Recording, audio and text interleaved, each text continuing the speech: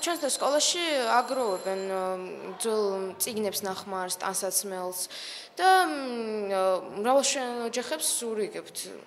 ახლაც აი ტოლვილები რო იყვნენ, ჩამოდიოდით ბავშვები და ვეხმარებოდით მაგალითად საჭმელი რომ მოქონდათ, ვითვლიდით რამდენი იყო და ტანსაცმელი მოქონდა და ასე შემდეგ. სხვა ახლა მოზარდებს დიდად არაფერს გაკეთება არ შეუძლია. მოწყალება შეიძლება ყველა გზით თუ სურვილი გაქვს, ყველა გზით გააკეთო, მართლა არ არის აუცილებელი ამისთვის რომ რაღაცა ფულადი დახმარება გაიღო. თუ გაქვს, რა თქმა უნდა, იმიტომ რომ გამოიყენებს, სწორად გამოიყენებს ადამიანის ძარა აქვს, იმიტომ რომ ვიღაცისთვის შეიძლება შენი ნაჩუქარი ფული რაც შენთვის არ არის იმდენად მნიშვნელოვანი, გახდეს სიცოცხლისთვის საკმარისი, ხო? მისი ცხოვრებისთვის და ვფიქრობ, რომ ნაკლებად ვართ მოზარდები, ქველმოქმედები სამწუხაროდ. ალბათ იქიდან გამომდინარე, რომ უფრო მომხვეჭელები ვართ და არ ვფიქრობთ გაცემაზე. უფრო მეც მოვითხოვთ, ვიდრე ვფიქრობთ იმ ადამიანებზე, რომლებიც საჭიროებენ დახმარებას.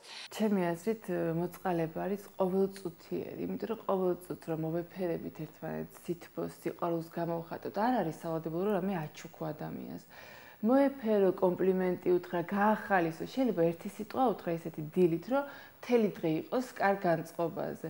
მოზარდებს აქვთ ისეთი საშუალება, რომ აი ძველი წიგნებით, ტანსაცმლებით გაუწიონ დახმარებას სოციალურად დაუცველ ადამიანებს.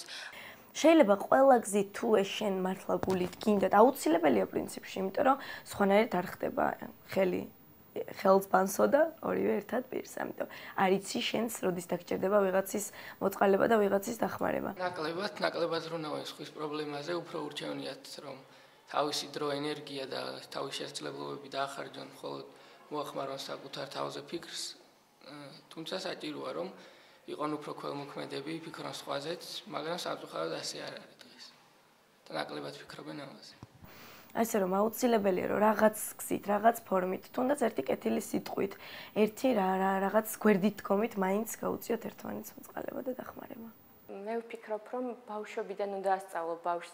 აი, ჩემი ძმისშვილია, ჩემთან ერთად ცხოვრობს, პატარა 6 წლისაა და სათამაშოებს როცა ვაგროვებ და რო ხვდებით, რომ ბევრი აქვს სათამაშოები, ველაპარაკებით, რომ აი ხა შენ ამ სათამაშოებს ზოგს ვეღარ ხმარობ და კარგი რომელიც არის და რომელიც შენ ხარ გჭირდება.